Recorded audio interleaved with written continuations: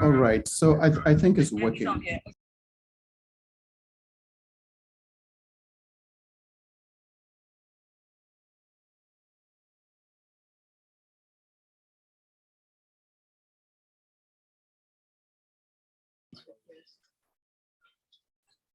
Hey, Access.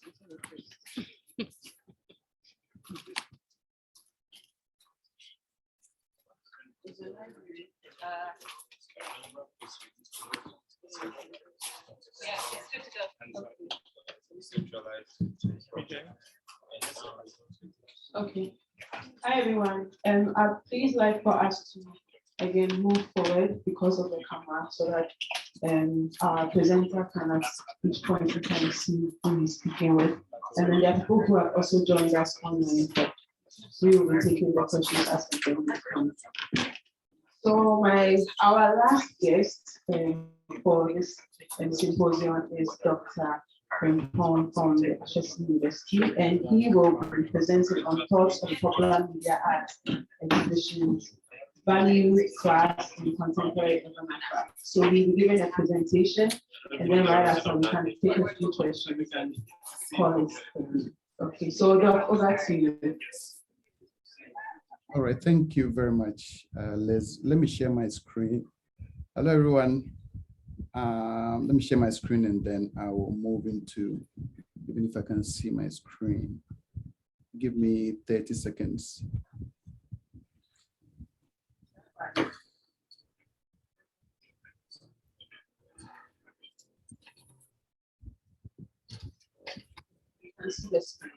Okay, can you guys see my screen? Yes, please, we can. Oh, okay, perfect. All right, we can see it. Okay, thank you. So my talk this evening is just my reflections on the type of exhibition that I've done in Accra, which are centered on popular media artifacts. So unlike my previous speakers that are highly articulate, I did not speak with any text and yet made so much sense. I'm coming in with a prepared text because, you know, I drink a lot of coffee and my mind is always in places. So forgive me if I'm reading the text, but after going through with the text, you know, I'm open to questions which we will engage with. All right, so when we look at the literature on popular arts in Ghana, one thing that really stands out is a significant research on the output regarding popular media arts. Yet my profound interest in attending exhibitions in Accra since 2012 reveals a near absence of popular art forms at these locations. Although I have not interviewed gallery owners regarding their motives on the matter, one can surmise at least a key reason. That is, most galleries in Accra, as elsewhere, are simultaneously commercial and elite locations where collectors and art enthusiasts meet to sample or purchase serious works. And here, serious is in quotes. Thus, galleries, unless solidly committed to highlighting these works, do not, as a rule, showcase these visual art forms, which include barbershop signages, obituary posters, paintings of memes featuring Ghanaian personalities. An exception to the above is my creation of Gallery 1957's exhibition titled Almost True. The event featured the works of visual satirists Michael Soy of Kenya and Bretta of Ghana. Here, another notable exception is Nubuke Foundation's exhibition titled Somo Hifishka, which showcased Ghanaian hand-painted movie posters, barbershop, and beauty signs from my collections. Through my initial observation of this bias against exhibiting popular media artifacts in galleries in Accra, I activated my resolve to extend my teaching beyond the classroom by organizing non-commercial exhibitions sourced from my collections. Here, the goal was to sensitize audience to such popular artifacts, cultural, intellectual, and pedagogical value. This short, reflection details the key motivation that propelled my different exhibitions from my collections and a loaned work from a guy called Edem Yeboah, who is a respected wood sculptor. Before delving into the discussion, let me briefly deal with my overall curatorial approach And second, two critical points about what propels my passion for collecting popular media artifacts. With very few exceptions that I am aware of, where the motive for exhibitions is non-commercial, the standard modes of exhibiting other visual artifacts in Ghana are profit motivated. My approach is different, as it is non-profit oriented and instead geared towards educating varying publics in Ghana. Regarding what fuels my collection practice, the first reason relates to my research and teaching around popular culture in Ghana. Here, I find that as a scholar in this area, it is imperative for my students and all others, including my colleagues, who both academic and non-academic, to visually and physically engage with these artifacts firsthand, either within the university environment or in various exhibition spaces. Granted that some of these materials, such as vehicle inscriptions, death announcement posters, and shop signages are easily visible in the public domain, I find it essential to have a central location where visual samples of these works can be stored and accessed. Within this mindset, I have complemented my physical collection with a public digital archive via my Instagram page, which you can see here. And for those that are not aware of this page, please kindly go to Instagram and like it so that I get more, popularity. Okay. Here, I curate and archive photographs that I have personally taken and those that I source from other locations and duly credit. Another important motivation for my collection practice is to preserve these artifacts, as Ghana currently does not have a museum or gallery dedicated to these items. In doing so, an end goal is indirectly to help stimulate a positive sensitivity towards these formats as vital national resources worth preserving within academia and the public at large. When I began scouting for locations to showcase some of my collections, it was apparent that gallery owners were very enthusiastic about supporting what I was doing, but could not do so because the works in my archives were not for sale. For example, in 2013, when I approached Artists Alliance through its famous founder, Professor Ablade Glover, he was interested in lending me his gallery to exhibit my collections on the unique Ghanaian hand-painted movie posters. Professor Glover was enthusiastic because his gallery would have been the first in Ghana to have hosted such an event on the posters. All previous exhibitions on these posters have been held either in Europe or United States. However, as a commercial gallery with no endowed funds to sponsor non-commercial shows such as mine, it was logical that I could not hold my event there. Thus, it was a great relief that in 2014 and 2015, Alliance Française agreed to sponsor my exhibitions. This sponsorship included a free gallery space, as well as hosting audiences during the opening and closing nights. In my first exhibition at Alliance in 2014, I showcased the near-defunct practice of the art of hand-painted movie posters that were very prevalent from the late 1970s to the nearly 2000s.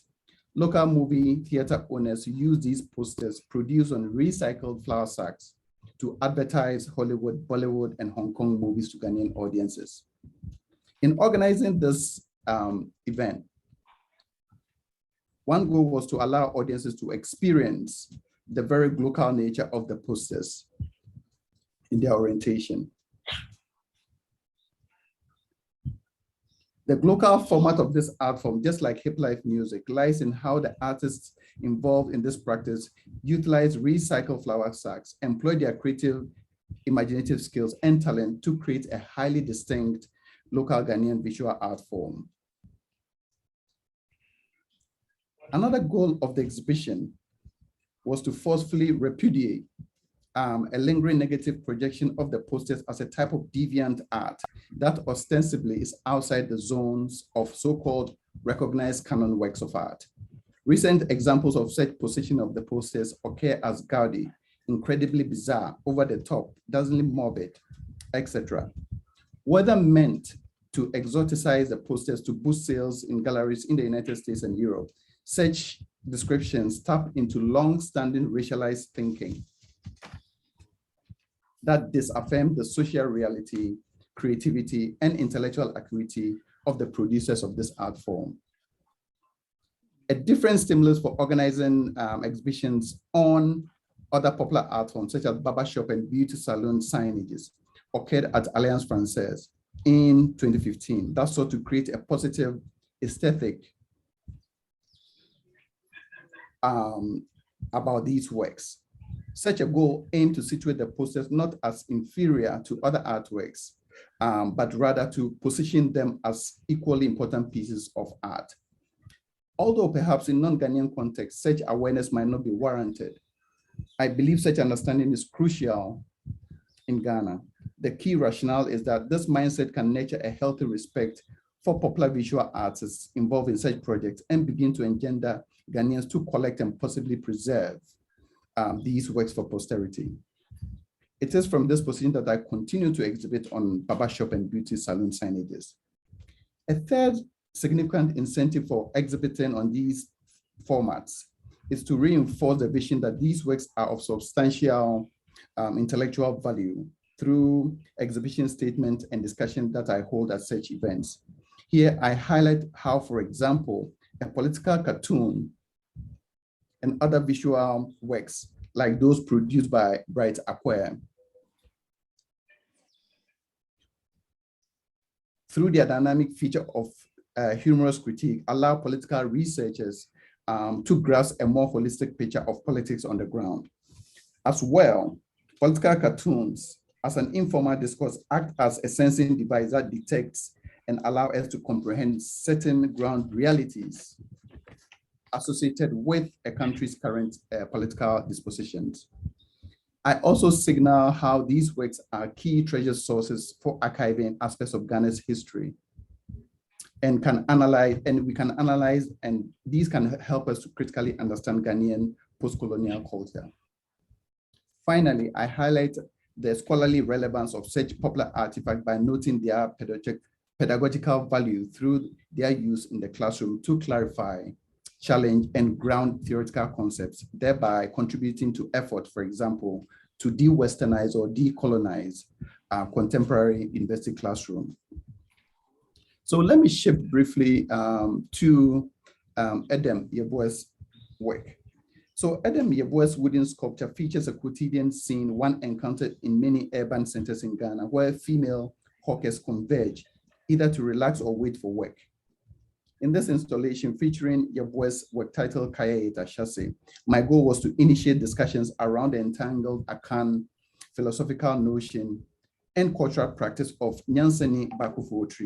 Wisdom does not reside in one person's head. In other words, I wanted audiences to visually experience and discuss the idea of different abilities, or in Gardner's terms, varying bits of intelligence. Through this dynamic perspective of the mind, which acknowledges many different and discrete facets of cognition, my goal was to highlight how these artists are also, or can be tagged as equally intelligent and also highly creative. In this pursuit, my exhibition statement omitted Yeboah's background information. This gap fostered discussions around where Yeboah schooled and trained. It was in revealing Yeboah's non-formal training which generated fascinating discussions about his unique talent.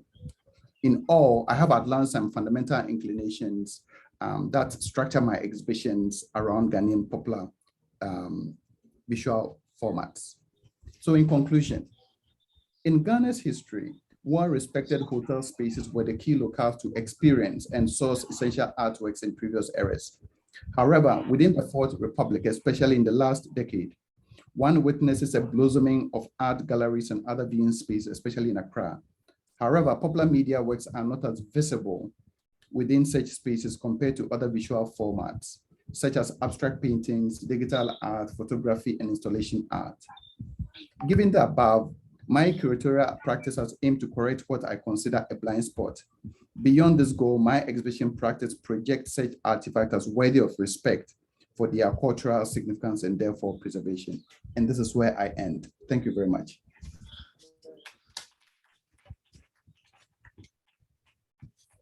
Thanks so much for that presentation, Doc, and very interesting thoughts and ideas that you have presented. And I have I'll ask the first question and then I'll open up for our audience to to ask. So I want to know why you have a particular interest in the in artisans or people who do art.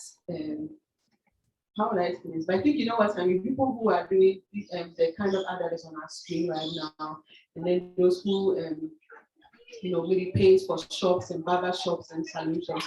Why do you have particular interest in these kind of artists?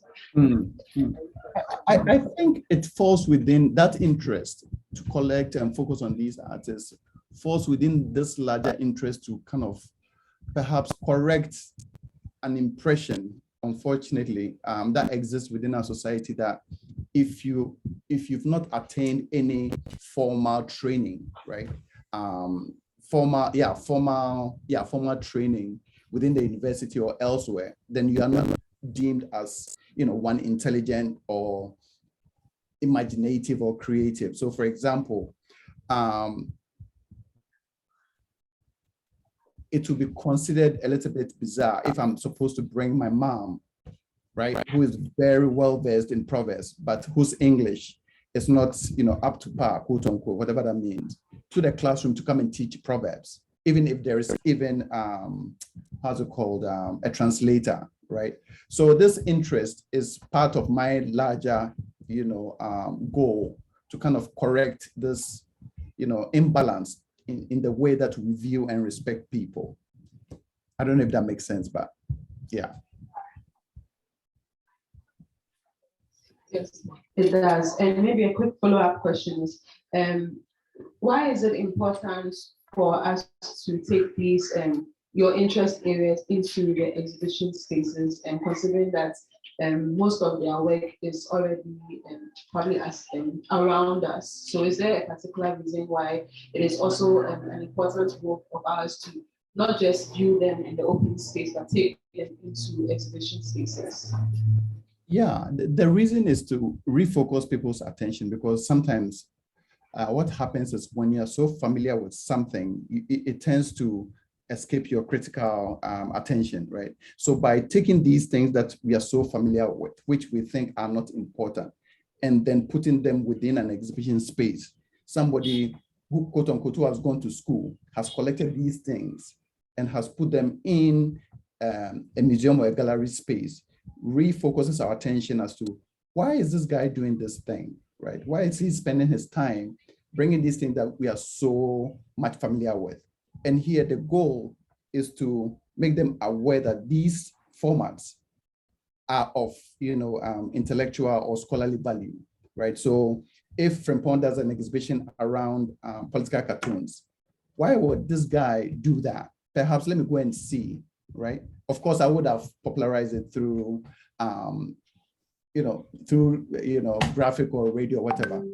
And when people come, that's when I'm able to have conversations, or rather, they will have questions for me to, quote unquote, enlighten them, right, as to the value of these works. Thank you. And do we have any questions from our audience? Social media. Okay, I'll ask another question. How does archiving come into art in general, and most importantly, the kind of art that you are most interested in? What role does archiving play for the artisans, and also the final products that they deliver? Okay, so let me reframe your question as, how does archiving these things,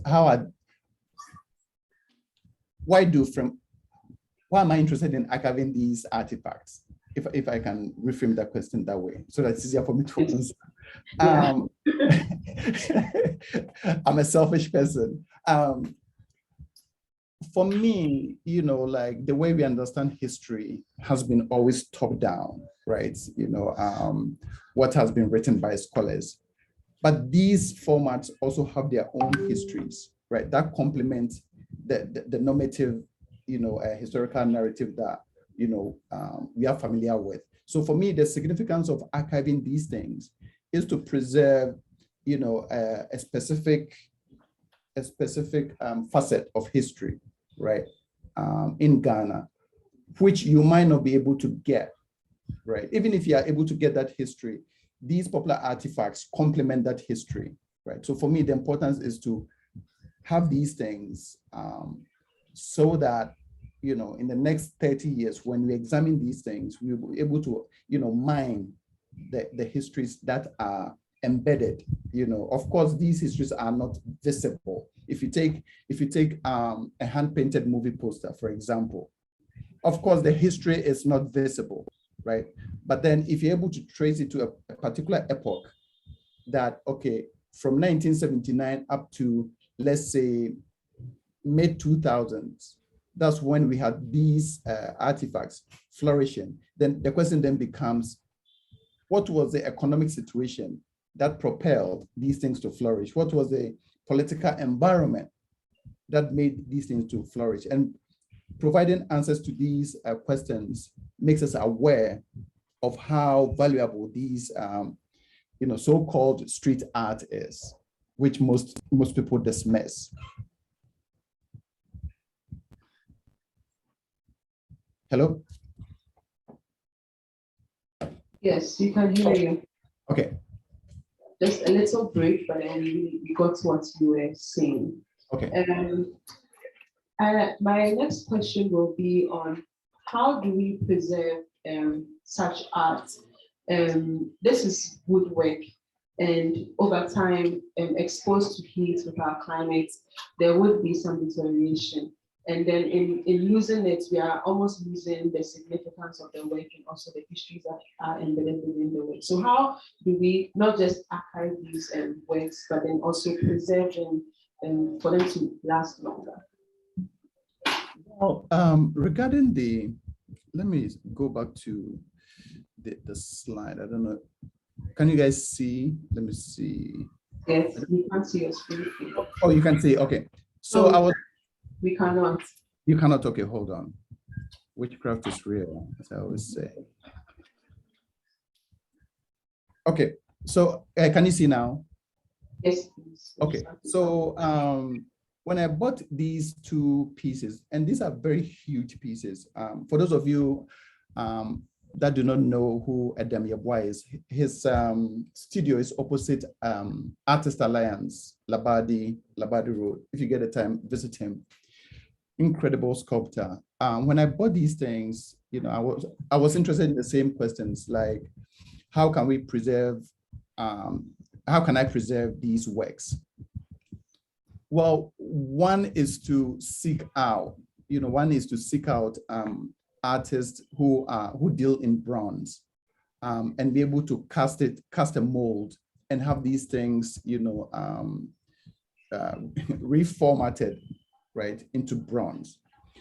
In the absence of that, one has to, there is this particular oil that one can use, from time to time, like every 6 months, to kind of lather it so as to preserve it. Apart from that, one has to really seek out, expert advice. For me, I do a lot of online reading because I'm operating from a highly limited budget, i.e. my salary. So I have to do a DIY type of, preservation tactics. I have to resort to those tactics to help me out. But I mean, I think obviously the right answer is to seek expert help, right? To help ensure that, to help ensure the longevity of this particular format. There's a question here, so I'll just pass on the microphone. Okay. Hello, Dr. Frimpong. Thank you so much for your Please call me Frimpong. The doctor is for salary purposes. Okay, I hear. As your limited budget as well. It's interesting. First of all, I want to know whether you come to this as a collector or as a curator. Okay. Yeah. I come to it as both. Okay. I come to it as both. For me, collecting without, sharing with people is useless, right? I do not have any commercial interest at all. In fact, I tell people that if they want to bargain for the prices of what I have, they have to speak to my daughter. My daughter is currently 8.5 years old. So of course, you know what I mean by that. So I'm a collector and I'm a curator, right? Because I believe that I should share what I have with, now the challenge is the spaces to exhibit these things, in an ongoing basis. And most spaces, as I have, indicated, are commercial arenas. And I understand that. I mean, they are profit oriented. I was really fortunate to have worked with Nubuke Foundation, where they showed all my works in its glory. But they understood the fact that I was not selling, and they also tapped into my interest in collecting and then showing, right? So that worked out. But in the main, it has not worked out. But we do what we can. Yeah, I mean, it's a very interesting conversation that can be had with some of the things that you're doing, in the sense, and I think Elizabeth hinted it, that whereas these works are already in the public domain, wrestling it into an exhibition is to give it a different language and also show it to a particular group of people, which then takes it away from its publicness, which it already is when it's in those public domains. And what also caught my attention is that you mentioned that is to really kind of sensitize or to enlighten people, which I think is also something that we could really expand, because it almost like what the work itself became, that and so because these works had clients, so they were always made for clients. But in the art history, or as we know it, it was when anthropologists started looking at this and said, "Oh, these are the authentic artists," and we have this history from the magicians of the earth, the exhibition that actually showed Sherry Samba and all those, and brought some of these self-taught artists into the limelight, or started showing their works. And so it's interesting. I think we can expand on these things, but I really want us to push further because what would it be if your exhibitions are moved on spaces like the Nubuke Foundation, the Alliance, where we know the kind of people that have access to these works, and say put back in, let's say, a marketplace like Lima or Mamobi, how else will this work be received or engaged by the audience? These are the questions that are, for me, very interesting for us to look at. Thank you. Yeah, thank you very much. A section of my presentation, which I skipped, that deals with, perhaps the afterlives of exhibiting in the spaces that I mentioned. And two arenas come up. One is in high schools and even within university settings, right? Where, of course, your audiences are a mixture of both elite and non-elite. Of course, the issue is funding, right? If I have my way, if I can get funding from, a Dangote, or let's say Canadian Japan, or, such personalities, right? To fund exhibitions that take what belongs to the people, right? Then by all means. But now, in a way, I'm a little bit, what's the word I'm looking for? My hands are a little bit tired. TIED, not tired. My hands are a little bit tired in terms of the resources that I have, But yes, your reflections are really on point. By the way, I should mention that I grew up at Abekala Pass and New Boy Town, so I come from those spaces, and I think it's really important that we send these works to the people and see their reactions, and perhaps achieve a greater impact. Because if you look at what the thing that Ibrahim Ahama is doing in Tamale, right? That's one of the things I would like to do within the Accra setting. But of course, from a different angle, right? Taking these things to primary schools, preparatory, yeah, maybe not preparatory, but certain primary schools. Of course, taking it to places like GIS and Lincoln Community School is, it's a different thing, but primarily like, places like, Fadama, for example, etc. Maybe I'm talking too much, I'll keep quiet. No, not at all. Thank you for the presentation and your honest opinions and answers. And we don't have, it's okay, there's one more question and then we'll just end this off. Hello, bro. Thank you for this wonderful presentation. I wanted to ask if historically going back, what would be the earliest kind of example of popular art or popular visual culture we have, just kind of as a historical knowledge?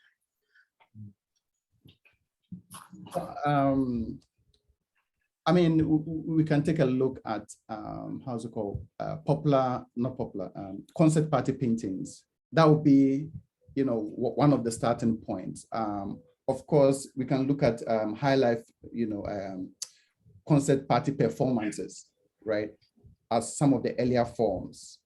So high life music, high life performance, right? And then in terms of the visual dimensions, one can cite the concert party paintings that came with, the concert party tradition. That is where my starting point has been from.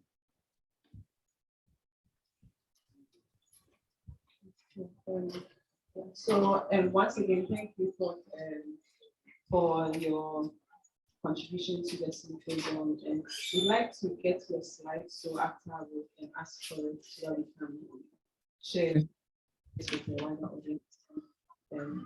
Please enjoy the rest of the evening, and we now just wrap up here. We hope that the slide will be bigger so that your hands that are tied will be released. Yes, absolutely. Thank you very much, everyone. Have a good evening. Please follow and post on Instagram and Popular Culture. Yes. Thank you, Liz. Thank you too.